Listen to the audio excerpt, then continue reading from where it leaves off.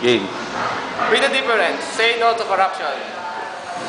Yung aking insight, tungkol dito sa aming ginawang pagpapromote, nung sinabi namin sa mga iba't ibang tao yung tungkol sa pagpapromote na dapat tayong mga Pilipino, magsimula tayo bilang tayo yung magiging simula ng pagbabago dito sa ating bansa. Pero simulan muna natin siguro sa maliit na bagay. Ay, yun nga yung insights ko. Mga natutunan ko tulad ng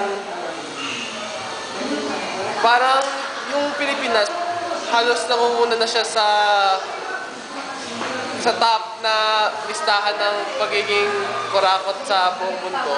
Kung si Ferdinand Marcos nga, ayon sa statistic noon, tungkol sa Wallace Report, yung pangalwa siya sa most corrupt.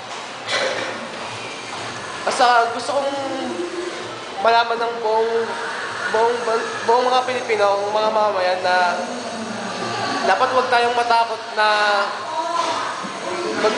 magkaisa na baguhin ang status nitong ating bansa.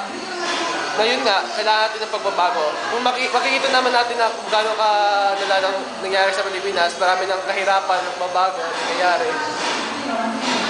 Kaya gano'n, dapat magkaisa tayong mga Pilipino.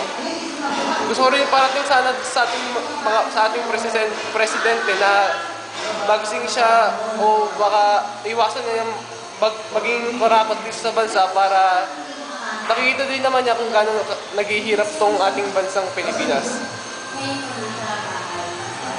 Yun.